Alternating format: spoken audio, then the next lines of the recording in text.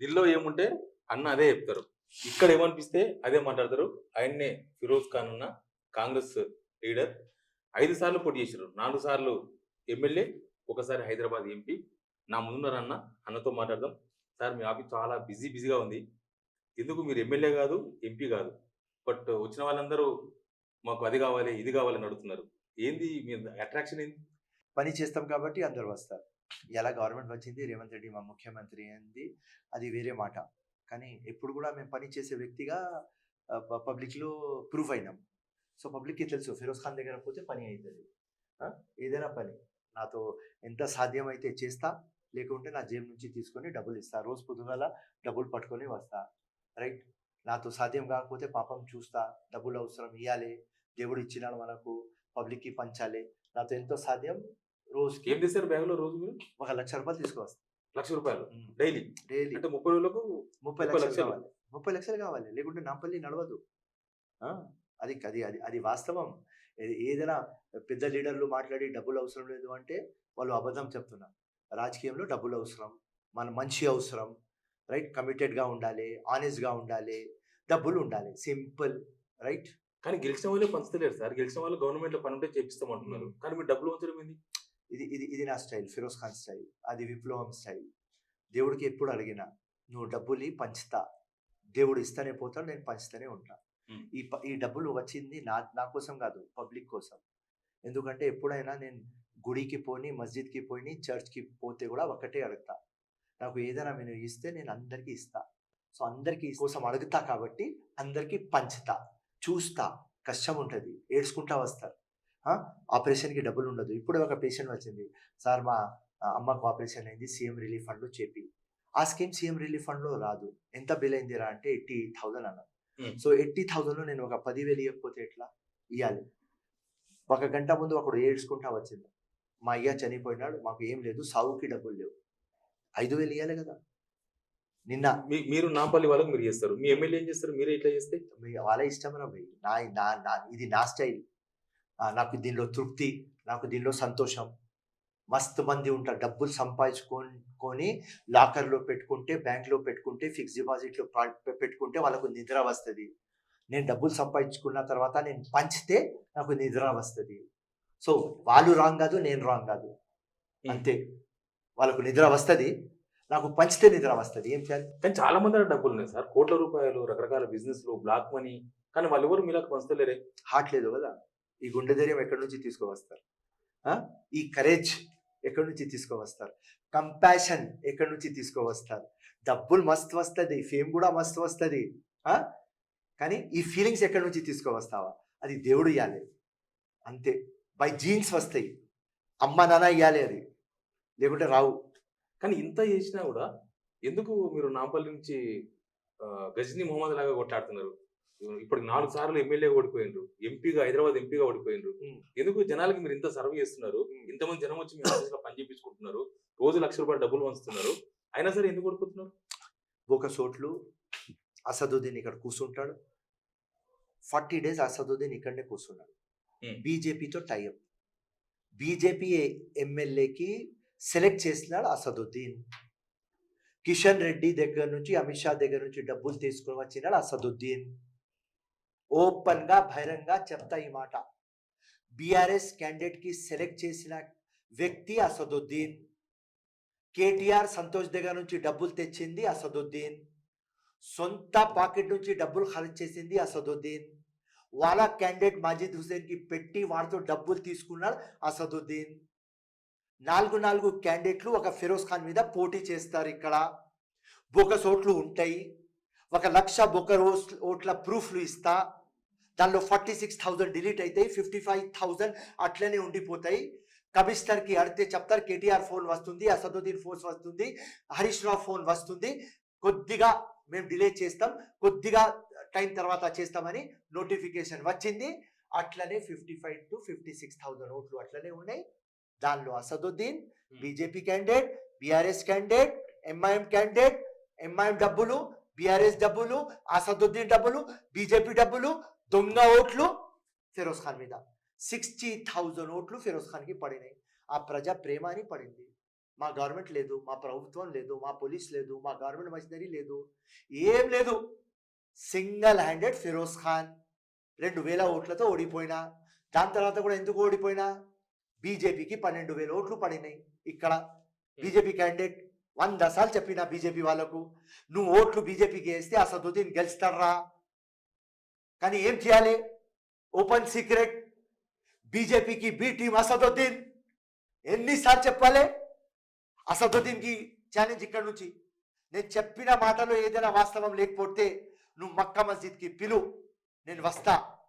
ఒకవేళ నువ్వు చెప్తే ఫిరోజ్ చెప్పింది తప్పు అంటే మీ ఛానల్ ముందు చెప్తున్నా, శివారెడ్డి నిన్ననే శివరాత్రి అయింది, ఇలా శివారెడ్డికి చెప్తున్నా, అసదుద్దీన్ కడుపులో నన్ను ఎత్తి పెట్టేస్తా.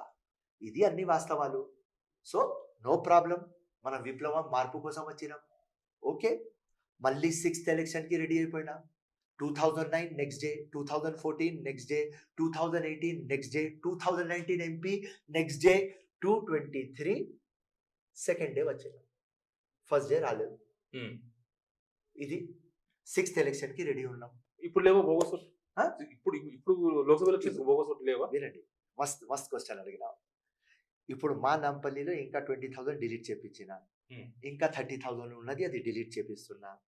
హైదరాబాద్ లోక్సభలో out of 22 lakhs 6,64,000 duplicate bogus ఓట్లు ఉన్నాయని మొత్తం ప్రూఫ్లతో chief election commission India, CEO Telangana, GHMC కమిషనర్కి సబ్మిట్ చేసిన. అతని మీద డ్రైవ్ నడుస్తుంది.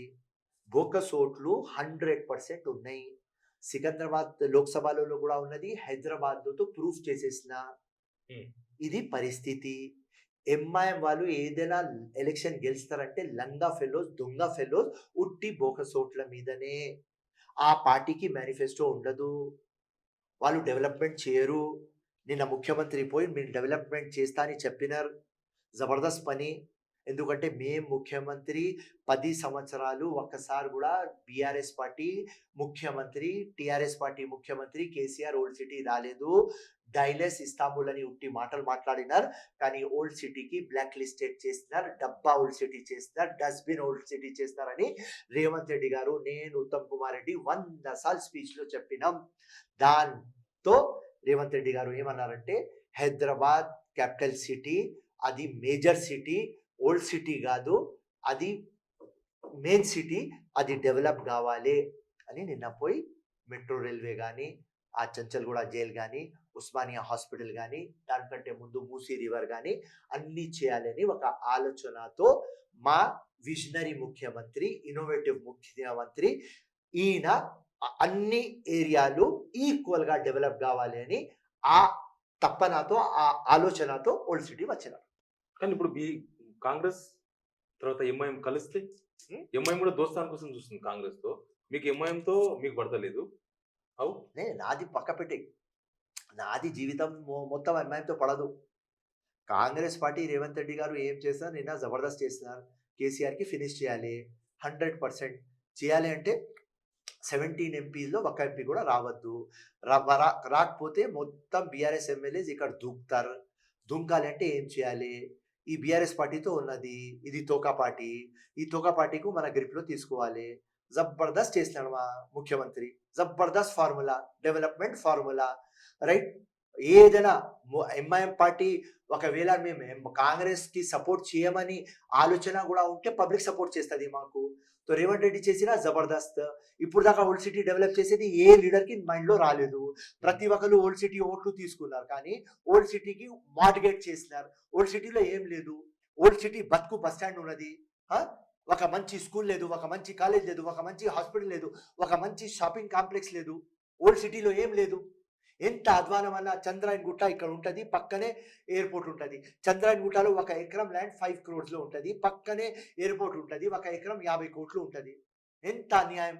ఇక్కడ మలక్పేట ఉంటుంది, 1 ఎకరం 5 కోట్లు ఉంటుంది, దానికంటే పక్క ఎల్బీ నగర్ ఉంటే అక్కడ 50 కోట్లు ఉంటుంది. సో ఇట్లా ఓల్డ్ సిటీకి అన్యాయం అయింది. మేము మస్త్ సార్లు ధర్నా చేసినాం. అండ్ ఓల్డ్ సిటీ ఇష్యూ మెజారిటీగా తీసేది ఫిరోజ్ ఖానే. ఆ టైంలో రేవంత్ రెడ్డి గారు ఒప్పుకున్నారు, ఎస్ మనం పవర్లో వస్తే మనం స్టెప్ బ్రదర్ లాగా చూడవద్దు. ఓల్డ్ సిటీకి స్టెప్ సిస్టర్ లాగా చూడవద్దు, స్టెప్ మదర్ లాగా చూడవద్దు. మనం డెవలప్ చేస్తామని అప్పటి నుంచి ఆలోచన, ఆ ఆలోచనలో వచ్చినాం. ఏంది అసలు ఎంఐఎంతో మీకున్న ఫైట్ ఏంది? పర్సనలా, బిజినెసా? No no no, ideology, ideology. ఎందుకంటే వాళ్ళు ఇస్లాం జిందాబాద్ అని, ముస్లిం జిందాబాద్ అని ముస్లిమ్స్కి డెవలప్ చేయరు. ఎంత లంగా ఫెలోస్ అంటే 10 years బీఆర్ఎస్తో ఉన్నారు. 12% రిజర్వేషన్ ఇస్తామని చెప్పినారు బీఆర్ఎస్ వాళ్ళు. కేసీఆర్ ఒక్కసారి కూడా అసెంబ్లీలో అడగలేదు, ఒక్కసారి కూడా బీఆర్ఎస్కి చెప్పలేదు, టీఆర్ఎస్కి చెప్పలేదు, కేసీఆర్కి చెప్పలేదు. నువ్వు ఇవ్వకపోతే మేము వెళ్ళిపోతాం. జ్యుడిషియరీ పవర్ ఇస్తామని చెప్పినారు వర్క్ బోర్డ్కి, ఒక్కసారి దాని మీద ధర్నా చౌక్ మీద ధర్నా చేయలేదు. సో ఈ లంగా పార్టీ, దొంగ పార్టీ ఉట్టి వాళ్ళ వెల్ఫేర్ కోసం ఆలోచిస్తుంది, జనాల కోసం ఆలోచించదు. వీళ్ళ తాత కూడా అట్లనే, వీళ్ళ అయ్య కూడా అట్లనే, వీడు కూడా అట్లనే, వీళ్ళ కొడుకు కూడా వస్తే ఇట్లనే ఉంటారు వీళ్ళు. సో వీళ్ళు ఐడియాలజీ ప్రాబ్లం వీళ్ళది. దేశం బాగా పడవద్దు, సమాజం బాగా పడవద్దు. కానీ ముస్లింతో ఆయనకే ఓటేస్తున్నారు ఎక్కడ ఎక్కడ వేసినారు చెప్పు నాకు, MIM. ఎక్కడ వేసినారు? మొత్తం బోకస్ ఓట్లు వేసుకొని ఓల్డ్ సిటీలో బోకస్ ఓట్లు తీస్తే ఉంటారు వీళ్ళు చెప్పు. 6,64,000 ఓట్లు తీసి హైదరాబాద్ కాన్స్టిట్యుయెన్సీ ఫిరోజ్ ఖాన్కి ఇవ్వండి. ఫిరోజ్ ఖాన్ గెలవకపోతే పక్క పెట్టేయి, బీజేపీ గెలిచిపోతుంది అక్కడ. అది అది డ్రామా. కానీ మీరు మీరు జై శ్రీరామ్ అంటున్నారు, హిందువుల ఓట్ల కోసం పాకులాడుతున్నారు. నాంపల్లిలో హిందువుల ఓట్ల కోసం గుంపర్లాడితే ముస్లిం ఓట్లు ఎట్లా పడతాయి మీకు? శివారెడ్డి, నేను జై శ్రీరామ్ అంట, నారే తక్బీర్ అంట, జై జీసస్ అంట, జై భీమ్ అంట, అన్నీ అంటాను. నేను ఒక ఇండియన్, నాకు ఆ అర్హత ఉన్నది. నువ్వు కంటిన్యూస్గా చూడలేదు. నేను ఒక్కటే ముస్లిం మందిర్లో నిలుచుకొని జై శ్రీరామ్తో నారే తక్బీర్ కూడా అన్నా. ఒక ముస్లిం మందిర్లో నిలిచి నారే తక్బీర్ చెప్పే శక్తి ఉంటుంది. ఎందుకంటే ప్రజలకి అందరికీ తెలుసు నాకు రిలీజన్ అంటే ఇంటి స్టోరీ, బెడ్రూమ్ స్టోరీ, నాకు మానవత్వం స్టోరీ. అన్ని రిలీజన్స్కి నేను రెస్పెక్ట్ చేస్తా, అందరి ఆస్థాకి రెస్పెక్ట్ చేస్తా, అందరికీ ఒకటే చెప్తా, నువ్వు ఒక మంచి కావాలి. ఒక మంచి అయితేనే నువ్వు మంచి హిందూ అవుతావా, నువ్వు ఒక మంచి అయితే మంచి ముస్లిం అవుతావా, ఒక మంచి అయితే క్రిస్టియన్ అవుతావా అని నేను చెప్తా. సో నేను పబ్లిక్ మ్యాన్. నేను చిన్నప్పటి నుంచి ఐడియాలజీలో ఒక్కటే ఉన్నది, that we are sovereign, social, secular, democrat and republic. నేను ముస్లిం లాగా పుట్టినా నాకు ఫఖర్ ఉన్నది, అంటే పొగరు ఉన్నది. ముస్లిం లాగా పుట్టినా, ఎస్ పుట్టినా కూడా ముస్లిం, సస్తా కూడా ముస్లిం. కానీ దానికంటే ఎక్కువ పొగరు దేని మీద ఉన్నది? ఇండియన్ లాగా పుట్టినా అని, నా కాన్స్టిట్యూషన్కి బిలీవ్ చేస్తా అని, అనేకతాలో ఏకతా ఉన్నది. అదే బ్యూటీ మన కంట్రీది. దానికోసం ఫిరోజ్ ఖాన్ కంటే ముందు హిందుస్థానిక ఉంటుంది. ఇది ఫిరోజ్ ఖాన్. సో అందరి మతాలకి నేను రెస్పెక్ట్ చేసే ఒక వ్యక్తి. చిన్నప్పటి నుంచి అంబేద్కర్ గారికి చదివిన, కాన్స్టిట్యూషన్ చదివిన, ప్రతి వాళ్ళకు ఒకటే చెప్పిన, ఇంట్లో నువ్వు ముస్లిం ఉంటే ఖురాన్ చదువు, బయట వచ్చిన తర్వాత కాన్స్టిట్యూషన్. ఇంట్లో నువ్వు హిందూ ఉంటే గీతా చదువు, బయట వచ్చిన తర్వాత కాన్స్టిట్యూషన్. క్రిస్టియన్స్కి చెప్పిన, బైబిల్ చదువు, బయట వచ్చిన తర్వాత కాన్స్టిట్యూషన్. కాన్స్టిట్యూషన్ స్టోరీ ఉండాలి శివారెడ్డి. ఇండియా సూపర్ పవర్ కావాలి అంటే అది కావాలి. ఇలా 5 డెవలపింగ్ కంట్రీల్లో ఇండియా వచ్చింది.